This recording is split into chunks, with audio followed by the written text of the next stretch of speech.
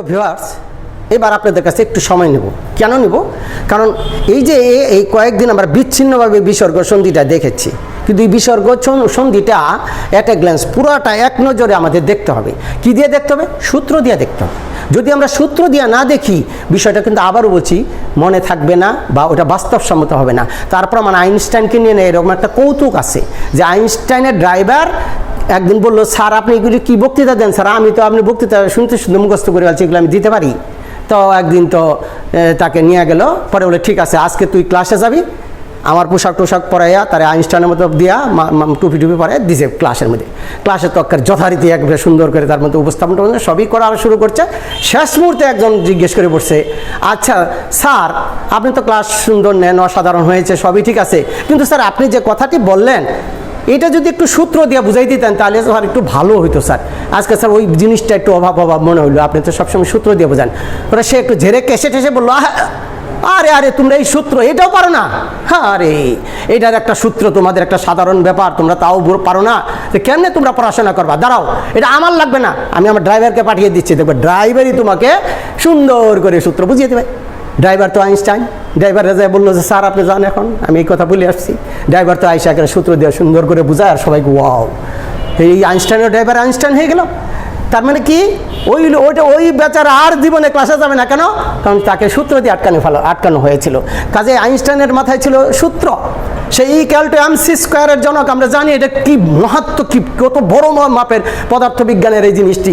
যারা সায়েন্সে পড়ে, যারা সায়েন্সে না পড়ে তাদেরও এটা জানার কথাই। ছোট্ট একটা জিনিসের মধ্যে কি ভয়ঙ্কর শক্তি লুকিয়ে রয়েছে সেই এনার্জির, আমরা সেটি জানি আইনস্টাইনের সূত্রের মধ্যে। তো আমাদের ব্যাকরণগুলো ছিল একটা সময়ে কিন্তু ওই আইনস্টাইনের সূত্রের মতোই। পানিনি কিন্তু এইগুলো এই 3999 যে সূত্র অনেকটা mc² মতোই করছিল, অক সবর্ণে দীর্ঘ, এরকম ছোট ছোট সূত্র যেগুলো দিয়ে আমরা আজকে ব্যাকরণগুলোকে আমরা বিশ্লেষণ করে করে ওটার মধ্যে ফেলে ভাষাকে পরীক্ষা করি। আমার ভাষার ল্যাবরেটরি হচ্ছে পানিনি, এছাড়া সম্ভব না। তা আমরা দেখবো পানিনি আমাদেরকে এই বিসর্গ সন্ধির অ্যাট এ গ্ল্যান্স মানে এক নজরে কী কী দিয়েছেন। 1 নম্বরে দিয়েছেন বিসর্গ সন্ধি। একটু ধৈর্য ধরে শুনলে একদম পরিষ্কার হয়ে যাবে, এর বাইরে আর কোনো বিসর্গ সন্ধি নাই। এক হচ্ছে বিসর্গ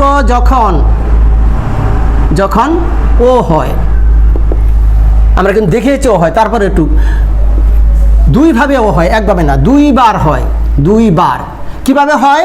আমরা একের এক আর 1/2 দিয়ে দেখাই। কিভাবে 1/2 দিয়ে দেখাবো যদি অ প্লাস বিসর্গ আবার অ দিয়েই তাহলে ও হয়ে যায় বা ওকার হয়ে যায়। যেমন ততঃ দেখেছিলাম যোগ অধিক সমান ততোধিক, ওকার হয়ে গেল, একবার ওকার হলো, এটা ওকার হলো, ও এর পরে বিসর্গ আবার অ, এটি একটা কারণ। আরেকটি কারণ ব্যঞ্জন মানের, এটা হলো ভাওয়েলের, এটা হলো কনসোনেন্টের। যেহেতু দুই ভাই আমার বর্ণের, ঠিক আছে, আমাদের দুই ভাইয়ের, এক ভাইয়ের আলোচনা করলে আরেক ভাইয়ের বাদ দেওয়া যায় না, তাই আমরা দ্বিতীয় সূত্রে চলে যাই। বিসর্গের পরে যদি তৃতীয় ব্যঞ্জন, আমরা বলেছিলাম ক খ গ থেকে শুরু, ঘ গ, তৃতীয় চতুর্থ পঞ্চম বর্ণ, চতুর্থ পঞ্চম অথবা হ জ ব র ল, আমরা যাকে বিশৃঙ্খলা বলি, এটির কোনো ঘুষ অঘুষ সব একাকার হওয়াতে হজবলকে বিশৃঙ্খল বলা হয়। তার অল্প প্রাণ, মহাপ্রাণ, অঘুষ, ঘুষ, যে সিস্টেমেটিক স্পর্শ বর্ণগুলি যেভাবে হয় এই বর্ণগুলি সেভাবে হয় না বলেই এর নাম হলো হজবরল বা বিশৃঙ্খল। আমরা বাগধারা এটা পড়েছি। এই বৃষ্টি বর্ণ যদি থাকে, বৃষ্টি আবার বলছি, তাহলে কিন্তু সে ওকার হবে। কীভাবে ওকার হবে এবারে দেখে নিই। মন যোগগত, মনোগত, মন যোগহর,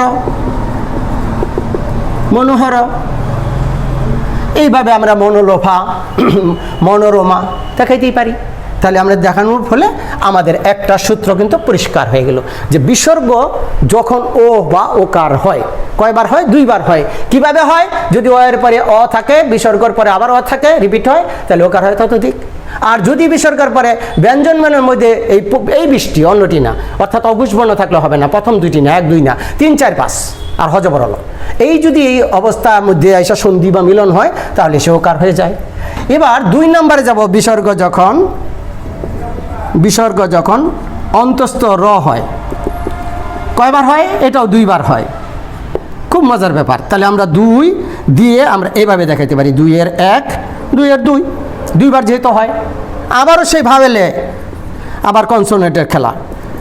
2 ভাই আছে, করার কিছু নাই, 2 ভাইকে দিতে হবে, নাহলে কিন্তু ছোটো ভাই আর বড় ভাই এখানে পার্থক্য করলে হবে না।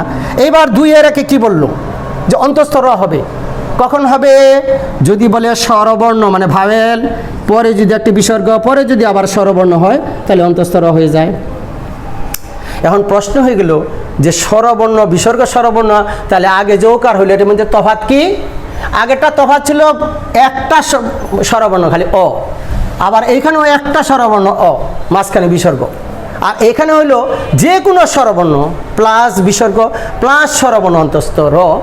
যেমন আমরা দেখাইতে পারি উদাহরণ হিসেবে অন্তঃ যুগ আত্মা বা আত্মা হয়ে যায় অন্তরাত্মা কাঁপিছে তাহার। তাহলে অন্তরাত্মা র পেল কই? অন্তরাত্মার মধ্যে থেকে। তাহলে এটা পেল কোথায় রটা? এরকম অহযোগ র পাওয়া যায়। তাহলে আমরা লক্ষ্য করে দেখব যে অন্তরাত্মার মধ্যে যে কোনো ভাবেল আমরা বলেছি শুধুমাত্র অ না, অ এর পরে বিসর্গ, বিসর্গের পরে অ হইতে পারে। যেমন নি যোগ ইহ, নিরিহ, নি যোগ ই হ, ঠিক আছে, সমান সমান নয় দীর্ঘকার হয়ে যাবে। এই রস্যিকার আর রস্যিকার দীর্ঘকারে মিলে নিরিহ, এই যে নিরীহ হয়ে গেল। র আসলো থেকে, র আসার ফ্যাক্টরিটা কি? আবার বলছি স্বরবর্ণের পরে বিসর্গ, বিসর্গের পরে স থাকলে অন্তঃস্থ র আসবে। এখানে একটা প্রশ্ন দেখা দেবে। প্রশ্নটা কি? যে তাহলে আমরা কেমনে বুঝবো যে কখন ওকার হবে আর কখন র হবে? সেই প্রশ্নের সহজ উত্তর হবে তো শব্দ দেখে বুঝবো। আগে বুঝবো কেমনে? আমরা তত দিক, আর যদি অন্তরাত্মা দেখি তাহলে অন্তরাত্মার মধ্যে র আইছে আর তত দিকের মধ্যে কি আসছে? ওকার আইছে। এই যে শব্দ দেখে তো বুঝতে আসছে কোনটার মধ্যে ওকার হবে আর কোনটার মধ্যে র আসবে। র আসলেই বুঝবো। এগুলি আবার 2 ভাগে বিভক্ত, একটা র জাত একটা স্বজাত, সেটা আরেক দিন আলোচনা হবে। তো আমরা এই জিনিসটা জেনে নিলাম। তাহলে 2, এখন আমাদের 2 এর 2টা আমরা একটু বুঝে নিই। 2 এর 2 কি? যে যদি বিসর্গের পরে এই বর্ণগুলি থাকে কি? তৃতীয়, চতুর্থ, পঞ্চম অথবা হ জ ব র ল, এদের যদি দেখি আগমন, তাহলে সেটি হয়ে যাবে ইকুয়াল টু অন্তঃস্থ র এর জন্ম দিবে, বা রেফ যেটাকে বলে। র বা রেফ কিন্তু একই কথা। রেফ, রেফ উপরে থাকে, ফলা, রেফ ফলা হইলে নিচে যায়। এখন তাহলে কীভাবে উদাহরণ দিব? উদাহরণ হচ্ছে অন্ত যুগ গত। তাহলে অন্তর্গত রেফ আসলো কেন? এই যে বিসর্গের পরে গ থাকাতে, এই তৃতীয় ব্যঞ্জন থাকাতে এই যে রেফ বা র আসছে, অন্তর্গত। এখন বলতে পারে যে অন্তর্গত তো বুঝলাম, তাহলে আমাদের যে অন্তর্গত হলো এটা বুঝলাম, কিন্তু আপনার মনোগতর মধ্যে আবার ওকার হয়ে যায় কেন?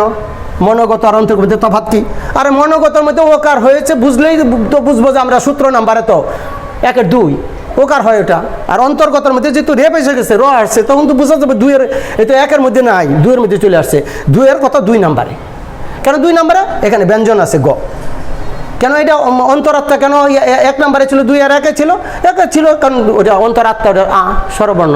তাহলে আমরা দেখলাম যে কি 2 বার র হয়, 2 বার ও হয়। এখানে একটা মজার ব্যাপার আছে। মজার ব্যাপারটা খুলাসা করি। অনেক জায়গায় ইন্টারসিটিকে আমরা বাংলা করছি কি আন্তঃনগর, এটা আমরা বলি, এটা আমরা বলতে পারি।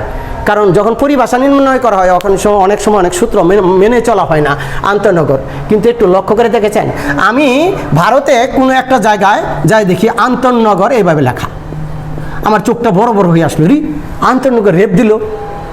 আমরা যে বিসর্গ দেই আমরা পরিভাষা দিতেই পারি, কিন্তু এখানে একটা লজিক কাজ করছে।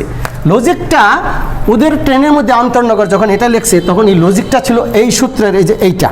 যেমন আন্তঃ, যদি আমরা সন্ধি করতে যাই নগর, একটু লক্ষ্য করলে ভিউয়ার্স দেখেন নটা কি? এই যে পঞ্চম বর্ণ, যেহেতু বিসর্গের পরে পঞ্চম বর্ণ, সে তো বিসর্গ থাকবে না।